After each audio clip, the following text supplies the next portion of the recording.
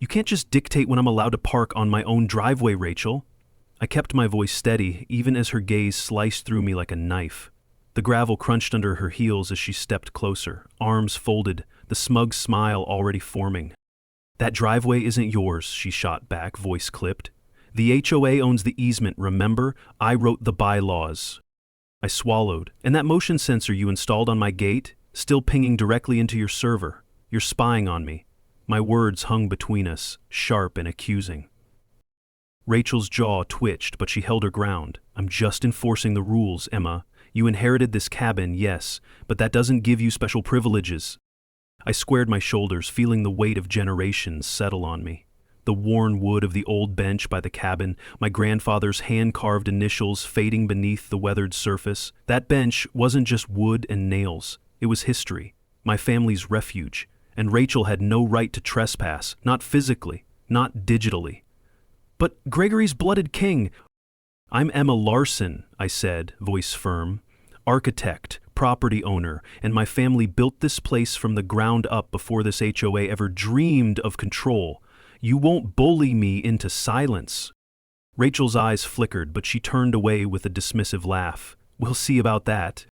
The tension thickened, but I caught myself. Not here, not now. Instead, I glanced beyond Rachel to the dense pines whispering in the breeze. I knew this fight was only beginning. The bench by the cabin, the one I sat on every morning with my dad, listening to his stories about the place, was a symbol of more than comfort. It was a stake in this battle for dignity and legacy. Where are you watching from? Think about your own neighborhood, your own battles with overreach. Stick around, this story's only getting started. My name's Emma Larson. I'm an architect by trade, but more than that, I'm the guardian of my family's mountain cabin. My grandfather bought this place decades ago, long before these HOA rules and bylaws tried to fence us in. That bench by the cabin? It's been there longer than any of us can remember. It's where my father taught me what it means to hold on, to protect what's yours. That bench means legacy, it means home. Rachel Whitman, she's the HOA president, a real estate agent with a knack for control. She uses the HOA like a weapon, tightening the screws on anyone who steps out of line, or anyone she decides is a threat. And me, I'm the thorn in her side. This cabin isn't just a house. It's the last thing my family left me after losing Dad 2 years ago. Every scratched plank, every knot in that bench holds a memory, and no HOA president, no matter how many bylaws she writes, will pry that away. This fight's personal. So tell me, where are you watching from? Got a story like this where someone's pushing too hard, trying to take what's rightfully yours? Stay with me. You're not alone. The first week was small friction. A notice taped to the front door about improper parking, though my Jeep had never blocked a fire lane or a neighbor's driveway. Then a fine for overgrown landscaping, despite the wildflowers my dad planted decades ago. Rachel's messages kept coming, reminders about HOA meetings, letters threatening penalties, emails demanding compliance. Each one felt like a pinprick, small but painful.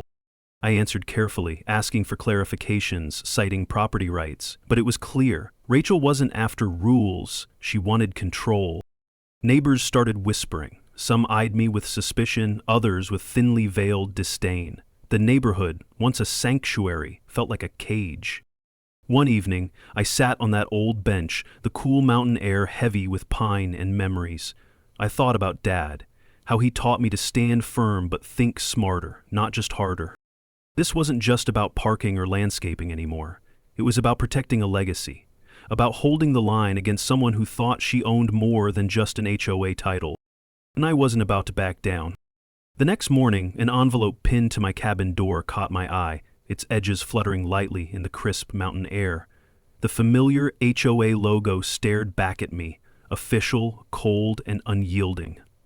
I tore it open, expecting the usual, warnings about the lawn, fines for something trivial, reminders of rules I'd known since I first set foot on this land. But this letter had a sharper tone. Failure to comply with parking restrictions will result in escalating fines and possible legal action, it read. Repeated violations may lead to suspension of community privileges and loss of voting rights. My jaw tightened. This wasn't about rules anymore. It was about pressure. Rachel was turning up the heat, trying to make me feel isolated, a troublemaker in a community that was supposed to be home. I looked out the window at the old wooden bench resting by the creek, half hidden under a quilt of shadows.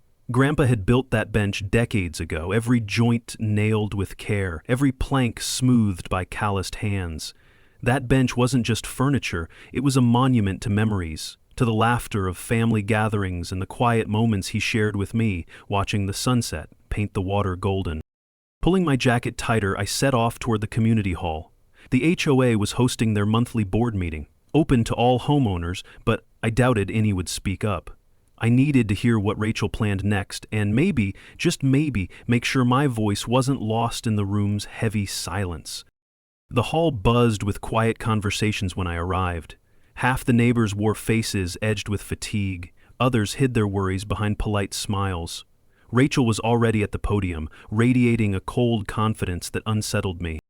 "We all agreed to the community standards when we moved here," she announced, scanning the crowd. "Our rules protect property values and ensure a safe, attractive neighborhood. Compliance is not optional." I stood as my name was called. "I respect community values," I said, voice steady though my heart raced. "But these rules must respect individuals too. This cabin isn't just land or timber, it's my family's legacy." I gestured toward the window, the bench visible just beyond the glass. "When fines come for parking or unapproved modifications, and when people enter my property without warning, that respect fades." A few neighbors exchanged looks, some nodded quietly. Rachel's eyes narrowed. "Emma, your compliance has been inconsistent," she snapped. "It's not personal. Everyone here must follow the same standards." But I'd seen the records. Rachel was selective, ignoring violations by her friends and neighbors while targeting me. That wasn't fairness. It was power. Near the back, Diane Matthews shifted uneasily in her seat. Her hands trembled slightly, and she avoided Rachel's gaze. I'd heard whispers that Diane wasn't comfortable with how things were handled, but she stayed silent. Back at the cabin, I dove into the HOA's online portal. Meeting minutes, notices, fine logs. They painted a troubling picture. My property was singled out again and again, while others got passes I wasn't granted. I made a mental note to approach Diane carefully, sensing she might hold more than just discomfort. Rachel wasn't enforcing rules. She was wielding them like a weapon, and I was her target. As the sun dipped low, I found myself by the bench again, tracing its weathered grain. The creek's steady murmur was a balm, a reminder of the history woven into this place. That bench held stories, strength, and the quiet promise that some things don't break, no matter how hard someone tries. This fight wasn't just about parking or rules, it was about protecting what mattered, family, dignity, and the truth buried in the woods around me. And I wasn't done yet. The days after that meeting, I kept turning Diane Matthews over in my mind. The woman was a board member, part of the same group that backed Rachel's iron grip, yet beneath her polished exterior, I could sense something fractured. Unease. Maybe guilt. She was the one quietly watching, the silent observer caught between loyalty and conscience. One evening, I found myself walking the narrow path by the creek, the same one where the old wooden bench rested beneath the pines. I needed to talk to Diane. If anyone held a sliver of hope in this mess, it was her. Her cabin was tucked away behind a thick wall of evergreens, a modest place that seemed to absorb the forest's hush. I knocked gently, waiting as the door opened a crack. "Emma." "What a nice surprise," Diane said, her voice uneven, as if she hadn't expected me. She stepped aside, inviting me in. I noticed her hands trembled just slightly as she closed the door behind me. Inside, the scent of old paper and faint lemon cleaner filled the air. The furniture was worn but cared for, like a well-loved book. Diane motioned me toward an armchair near the window, where the fading light pooled over faded floral upholstery. She sat opposite me, her fingers twisting nervously in her lap. "I've been thinking a lot about what you said. About Rachel and the HOA," Diane began, voice low. "Things aren't as simple as they seem." I leaned forward. "I've been looking through the HOA records, the fines, the notices, the rules. They don't all add up. Rachel picks who she wants to punish. It's not about fairness." Diane's eyes flicked away. "You're right. It's not, but she's powerful. The board trusts her. People are scared to stand up. Scared? I echoed. You're on the board. You could speak up. Her lips pressed into a thin line. I want to, Emma. I do, but Rachel knows how to keep people in line. If I cross her, it won't just be me who suffers. I've seen what she can do. Her voice dropped to a whisper.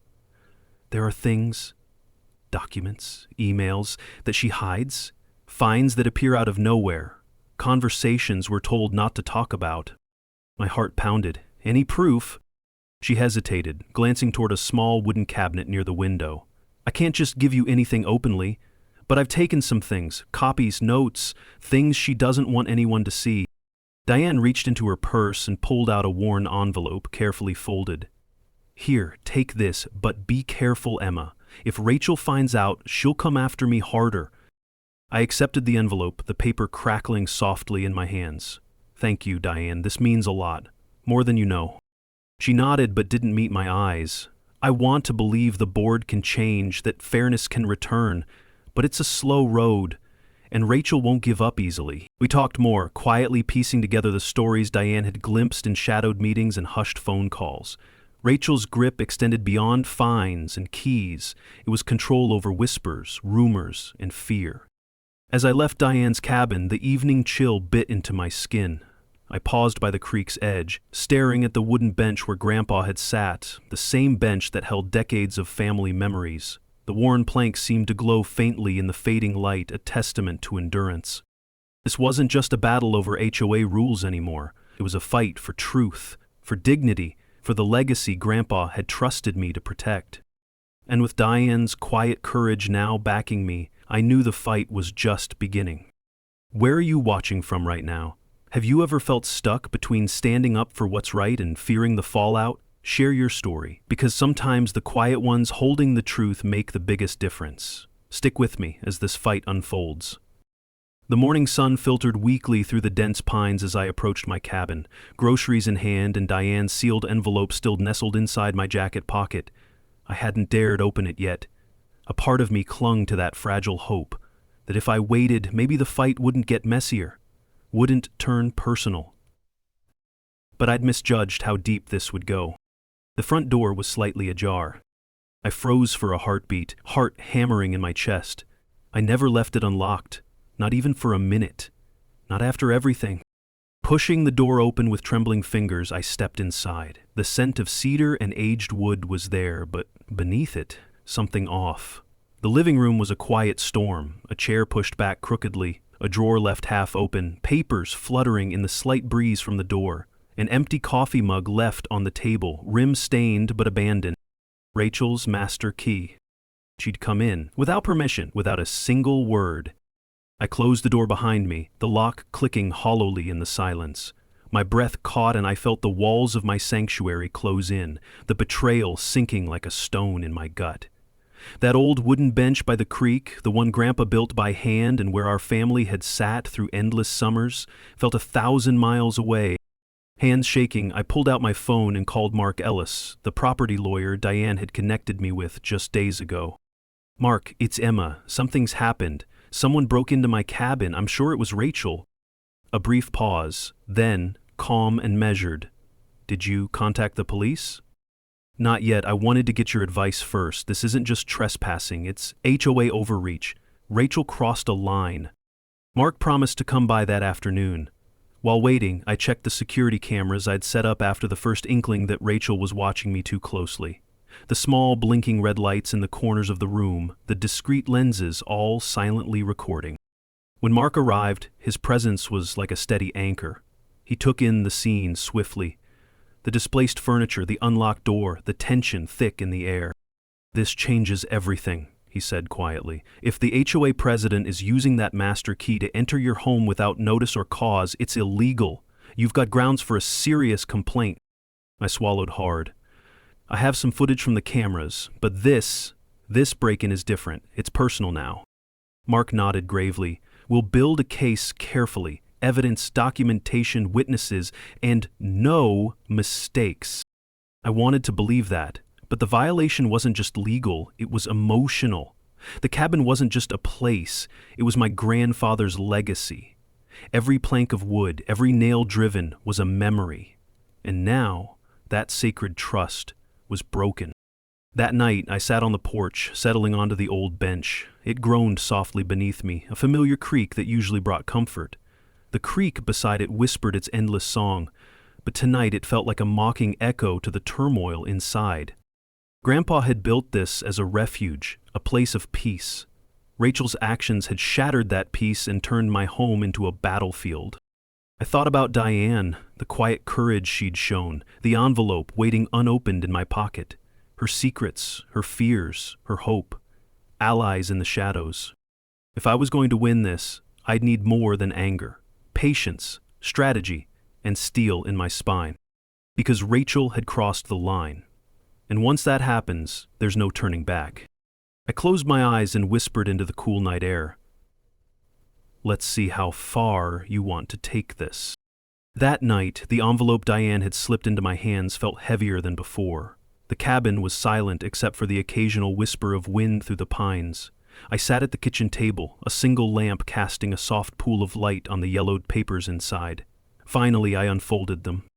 The documents were old HOA meeting minutes, some scribbled notes, and a handful of emails printed on thin paper. They smelled like secrets kept too long, like dust settled on truths nobody wanted to face. As I scanned the pages, the picture came into sharp focus. Plans to hike fines without explanation, whispers of quiet removals to push out homeowners Rachel didn't favor, and details about using that master key, not for emergencies, but to intimidate. Rachel had built a silent army of fear, and I was the target. A sudden creak from upstairs snapped me back. The cabin groaned, settling, or maybe something else. My heart hammered as I listened. Another faint noise. Footsteps, perhaps? I gripped the edge of the table, holding my breath. Determined to check, I grabbed a flashlight and moved cautiously toward the attic stairwell. The beam cut through darkness, catching motes of dust that floated like tiny stars. The attic door protested with a drawn-out creak as I opened it. Inside, the attic was a cavern of forgotten things. Stacks of boxes, faded maps, loose papers scattered in corners, and a stale, musty smell hanging heavy in the air. My fingers brushed over an old wooden crate, its rusty nails barely holding it shut. The weight of the moment pressed down as I pried it open. Inside the crate lay stacks of documents. HOA records, letters, memos, and among them a manila folder marked in thick black letters, "Confidential, Rachel Whitman." My pulse quickened. Pulling it out, I unfolded the pages. There were detailed logs of selective fines, records of behind-closed-doors meetings, even notes about manipulating votes to keep Rachel's power unchallenged. Handwritten additions in Rachel's distinct script warned board members to keep things under wraps. I sank to the floor, the air thick around me. This was the proof I'd been searching for, the blueprint of her control. Suddenly, the attic light flickered violently and then went dark. My breath caught, and a chill ran down my spine. The silence was broken only by the creaking of the old floorboards beneath me. For a moment, I wasn't sure if the darkness was just a faulty bulb or something more. A warning, maybe. I stuffed the folder into my bag and climbed down, every step slow and deliberate. Outside, the crisp night air greeted me like a balm. The sky was a scattering of stars, indifferent and eternal. Back inside, I sank onto the old wooden bench by the window, running my hand over its familiar grain. Grandpa's handiwork was rough but steady, a symbol of strength amid chaos. I thought of all the years that bench had witnessed. Family laughter, quiet tears, the simple comfort of home. Tonight it stood as a testament to endurance. I turned my thoughts to Diane, her trembling hands, the secret she'd entrusted me with. It was more than information, it was courage. She'd risked so much just to shine a light on the darkness. Now, armed with the truth, I knew what had to come next. No more waiting, no more silent suffering. It would take the fight to them. The morning light was soft as I pulled the folder and Diane's USB drive from my bag, setting them carefully on the kitchen table. After the weight of the attic discovery and Diane's quiet confession, I felt the battle had shifted into a new phase, one where careful strategy mattered more than reaction. Mark Ellis was scheduled to come by later that day. I'd briefed him over the phone, but nothing compared to seeing these files spread out, tangible proof of what I'd suspected for months.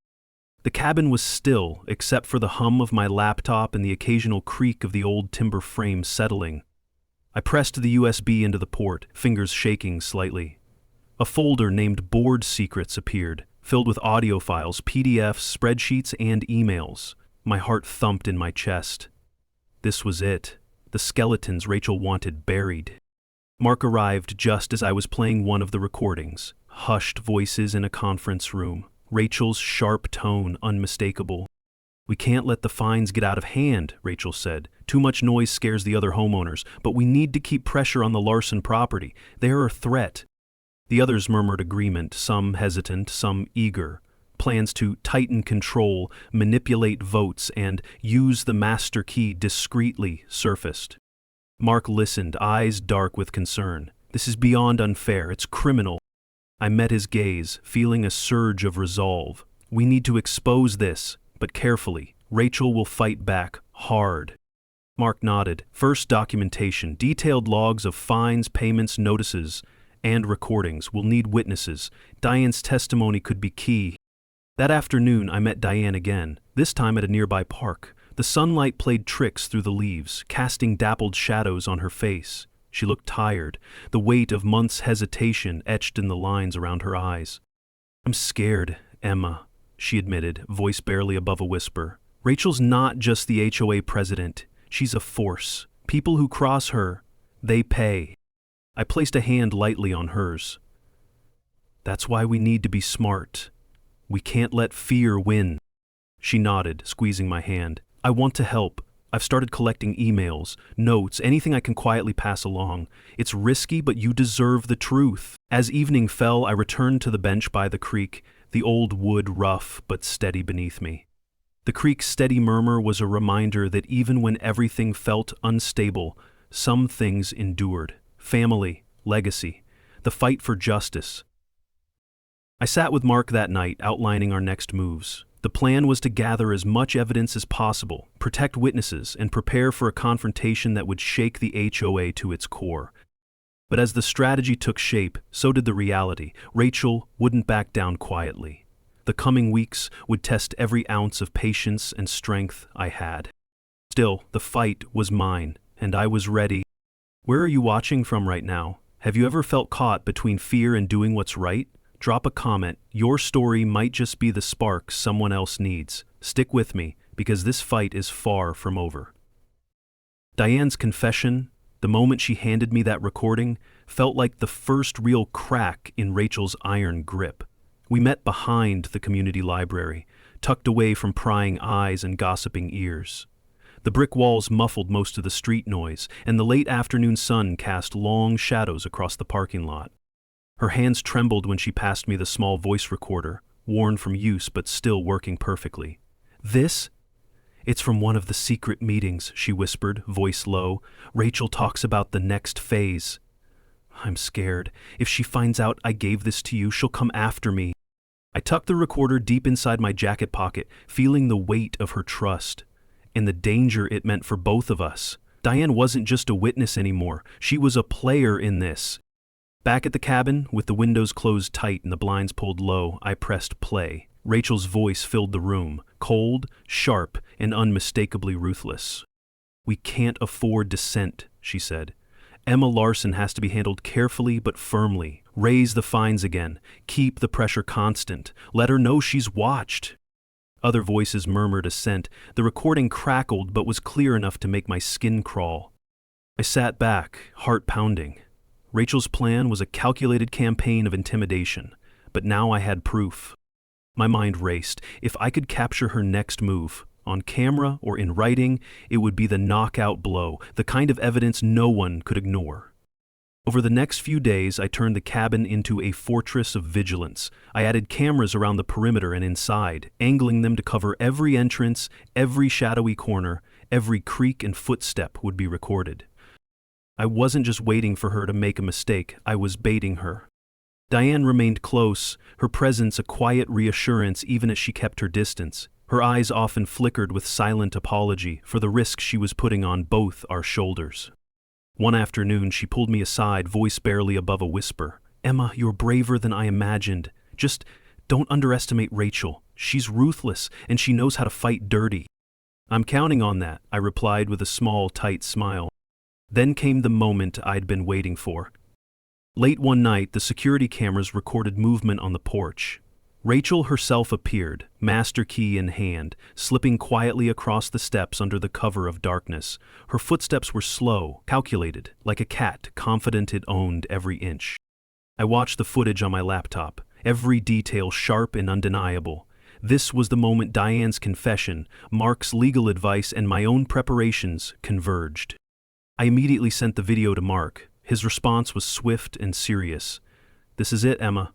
We can bring this to the HOA board, and if they ignore it, we escalate legally. But you have to be ready. Rachel won't back down quietly." Word spread faster than I expected. Some neighbors whispered their support, others were too afraid to speak openly, caught in Rachel's web of influence. One afternoon, Diane met me at the bench by the creek, the same bench Grandpa had built and that had become my refuge. She smiled hesitantly. "I think we can turn this around," she said softly. "People want fairness. They just need someone to show them it's possible." That bench, rough with age but steady beneath my hands, felt like more than just a piece of wood. It was a symbol of resilience, of quiet strength, of standing firm when everything feels stacked against you. As the pieces of the puzzle came together, I realized this wasn't just my fight anymore. It was ours, the community's, those who'd been silenced too long. And together, we wouldn't be pushed aside. The night of the HOA board meeting arrived with a mix of tension and quiet anticipation. The community center, a modest brick building with fluorescent lights humming overhead, was packed tighter than usual. I spotted Diane near the back, her fingers nervously twisting a bracelet, her eyes scanning the room like she was bracing for a storm. Rachel stood at the podium, her usual poised smile firmly in place, but I caught a subtle stiffness in her shoulders, a crack in her armor that hadn't been there before. Maybe she sensed the ground shifting beneath her feet. The meeting began predictably. Announcements about landscaping schedules, reminders to keep noise down, and parking regulations. Then came Rachel's turn. She straightened, eyes briefly locking with mine, and launched into a rehearsed speech. "We've received numerous complaints about homeowners refusing to comply with community rules," she declared, her voice carrying through the room. "Our guidelines are designed to protect property values and maintain harmony. Compliance is non-negotiable." Murmurs passed through the crowd, some agreeing, others more reserved. I waited for my moment. When the chairperson opened the floor for comments, I stood, feeling all eyes turn toward me. The room seemed to hold its breath. "I have something important to share," I said, my voice steady. I tapped my phone and projected the video footage onto the wall. The image flickered to life, Rachel, key in hand, stepping onto my porch in the dead of night. A collective gasp rippled across the room. Rachel's face paled imperceptibly, her jaw tightening as the undeniable evidence played out. "This is a violation of my privacy," I continued, "and it's illegal. No one has the right to enter my home without permission or notice. This isn't about enforcing rules, it's about respect." Several neighbors exchanged uneasy glances, some nodding subtly. Rachel's composed facade faltered. "That footage is taken out of context," she snapped. "There was an emergency inspection." I shook my head firmly. No notice was given, no explanation provided, just an intrusion meant to intimidate. From the back, Diane's voice rose, wavering but resolute. "I've witnessed secret meetings where Rachel and select board members conspired to manipulate votes and selectively fine homeowners. It's time for the truth to be known." The room shifted. The atmosphere grew electric. Faces showed shock, relief, confusion, and curiosity all at once. The power dynamic on the board teetered precariously. Rachel launched into a tirade, accusing me of harassment and stirring up past conflicts. But the weight of the video evidence, Diane's confession, and the mounting unease made her words hollow. Even some of her longtime supporters hesitated, uncertainty flickering in their eyes. The chairperson called for a vote on Rachel's conduct and the validity of the fines against me.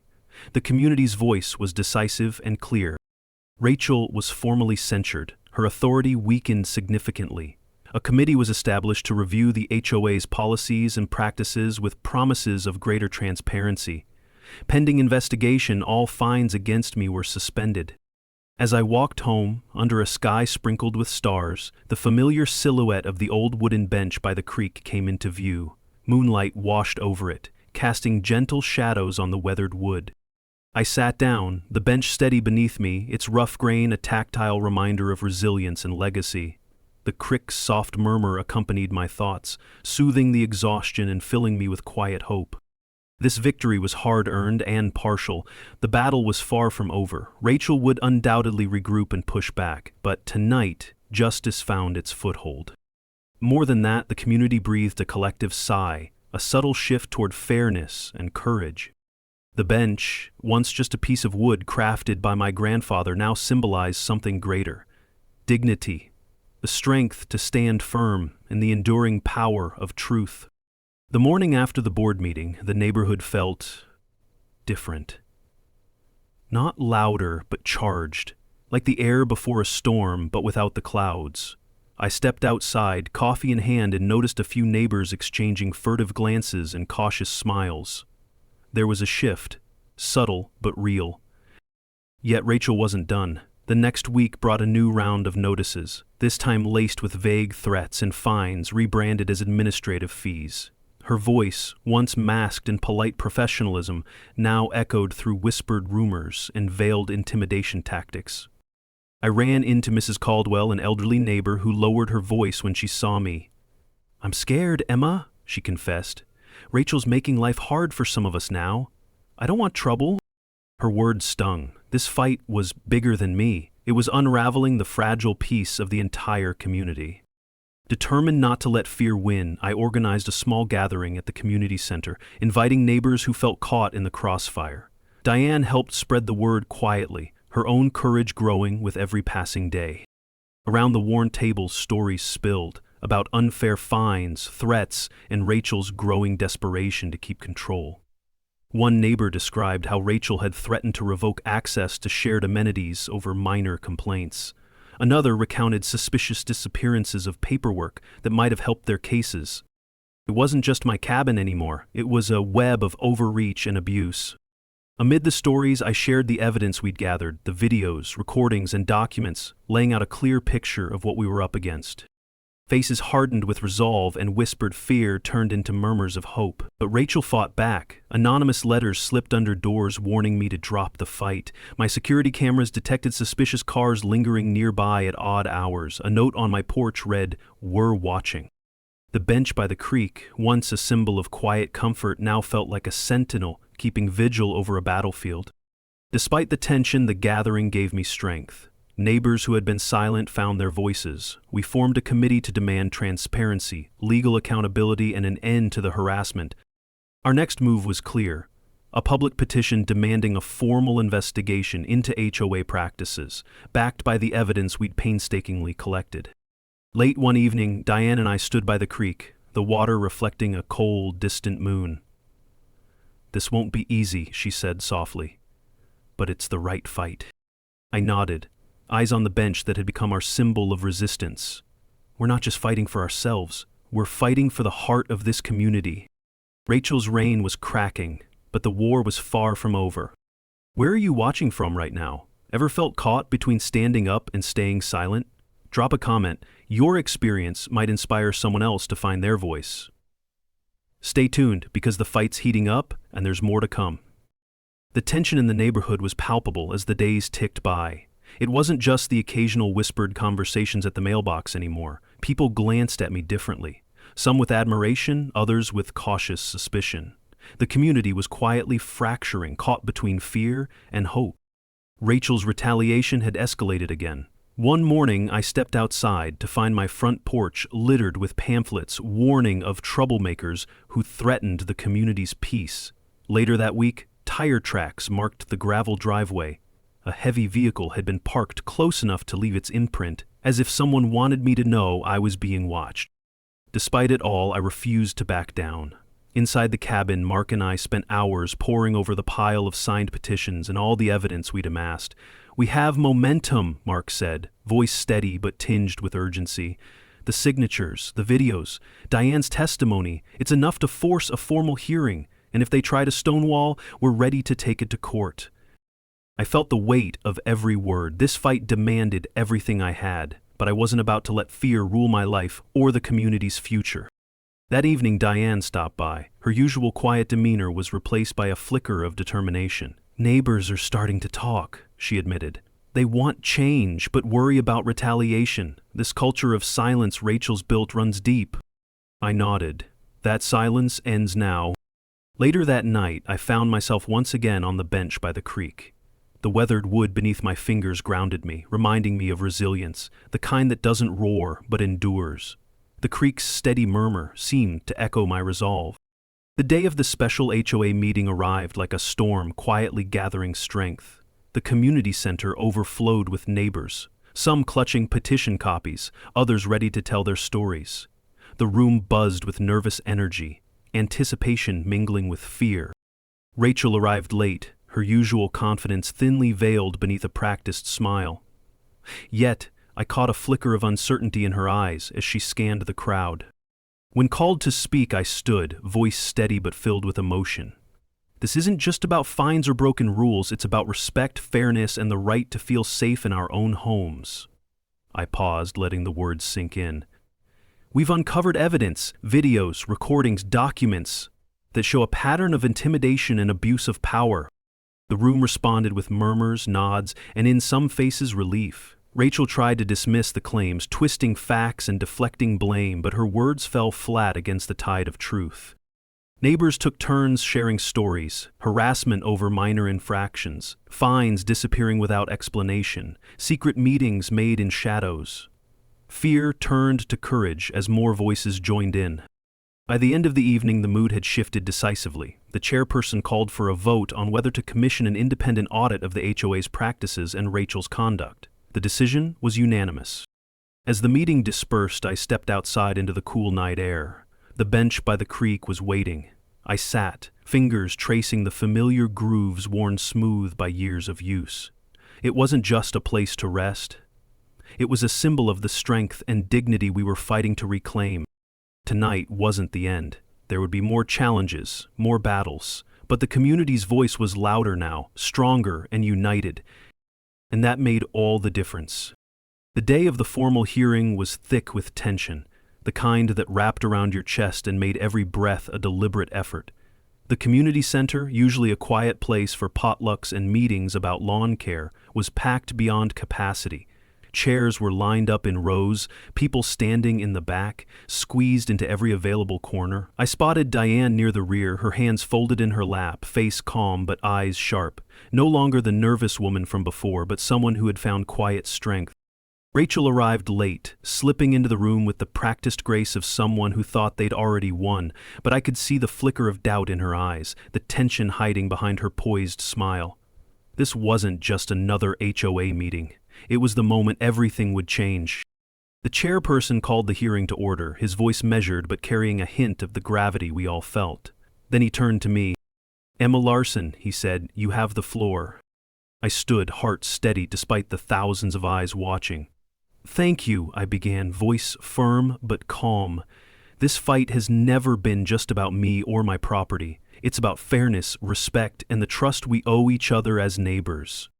I tapped my phone, and the video we'd captured, the footage of Rachel entering my cabin without permission, flashed onto the projector screen. The room went silent except for the crackling audio of the recording.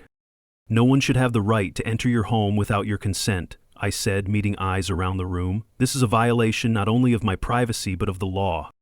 A wave of murmurs rolled through the crowd. Rachel's lips pressed into a thin line, her posture rigid. Next, I played Diane's recorded testimony. Her voice was steady, honest, and raw as she detailed the secret meetings Rachel held with a handful of board members. Meetings where votes were rigged, fines selectively applied, and homeowners bullied into submission. "I've lived here a long time," Diane said on the recording. "I stayed silent too long. It was time to tell the truth." One by one, neighbors rose to share their stories. Mrs. Caldwell described the crushing stress of relentless fines over small, often imagined infractions. Mr. Lopez recounted how Rachel had threatened to cut off access to community amenities over a disagreement about garden maintenance. Rachel attempted to interrupt, her voice sharp, rising in protest. These are baseless accusations, slander meant to destroy reputations. But the room had shifted. Heads shook, voices murmured in disagreement. The facade Rachel carefully maintained was crumbling. I looked around and said, this isn't just about HOA rules. It's about how we treat one another, how we build community or tear it apart. The chairperson called for a vote on Rachel's conduct and the validity of the disputed fines. The tension was electric as ballots were counted. When the results were announced, unanimous in favor of an independent audit and suspension of the fines, a quiet relief settled over the room. Some neighbors clapped softly, others wiped tears, and a few just exhaled long-held breaths. Rachel's face flushed deeply. For the first time, her poised mask faltered. She gathered her belongings without a word, eyes fixed ahead, and left the room. As the crowd began to disperse, neighbors approached me with quiet words of thanks and support, some hesitant, some resolute. The weight of months lifted slightly in that moment of shared victory. Outside, the night was crisp and clear. I walked slowly to the creek, where the old wooden bench waited beneath a flickering street lamp. Sitting down, I ran my fingers along the familiar grain, worn smooth by years of use and memories. The creek's gentle murmur was a steady companion, grounding me. This was more than a win, it was a reclaiming of dignity, a restoration of trust. The battle wasn't over, and the road ahead would still have its shadows, but tonight the community stood together, louder and stronger than before. And that made all the difference. The weeks after the audit felt like walking through a fog that slowly began to lift. Rachel's presence in the neighborhood had all but evaporated. Her grip on the HOA loosened until it was nothing more than a fading shadow. The community, once fractured and silent, now buzzed with cautious optimism. Every morning I found myself drawn to the bench by the creek, Grandpa's bench, worn by decades of weather and memories. It was rough beneath my fingertips, yet unyielding. That bench had seen laughter and tears, storms and sunshine, just as I had. It reminded me that strength wasn't always loud. Sometimes it was quiet endurance. One afternoon, Diane stopped by. She wore a smile that felt like sunlight breaking through clouds. "Neighbors are starting to speak," she said softly. "There's a shift, a willingness to stand up, to believe in change. You started something that's bigger than all of us." I nodded, feeling the weight of everything that had passed and the fragile hope that now bloomed. The fight against Rachel had become a battle for fairness, respect, and community, but it wasn't over, not yet. The final chapter came with the board meeting to vote on the audit's findings and the future of the HOA leadership. I walked into the community center with a mixture of nerves and quiet determination. The room was packed. Faces I recognized, some smiling with gratitude, others simply curious. Rachel was there too, but her usual aura of control was gone. Her eyes flicked toward me once, sharp and calculating, but I met her gaze without flinching. There was no fear left, only resolve. The chairperson read the audit's report aloud, each word landing like a blow. Abuse of power, manipulated records, unauthorized property entries. The findings were clear and damning. When the call for a vote came, the room was unanimous. Rachel was removed from her position, and a committee was formed to enforce transparency and fairness moving forward. The applause that followed wasn't loud, but it was deep and genuine. Rachel stood, face pale, shoulders rigid, and left the room without a word, defeated, but still proud in her silence. Outside, the late afternoon sun cast long shadows across the path to the creek. The bench awaited, glowing softly under the fading light. Sitting down, I let my fingers trace the familiar grooves, feeling the history beneath me, the weight of legacy, truth, and justice. I whispered, "Justice isn't about noise or spectacle. It's steady, like this bench, weathered, strong, holding the stories of those who came before." This victory wasn't mine alone. It belonged to every neighbor who had found their voice, every silent witness who finally spoke, every hand that reached out in solidarity.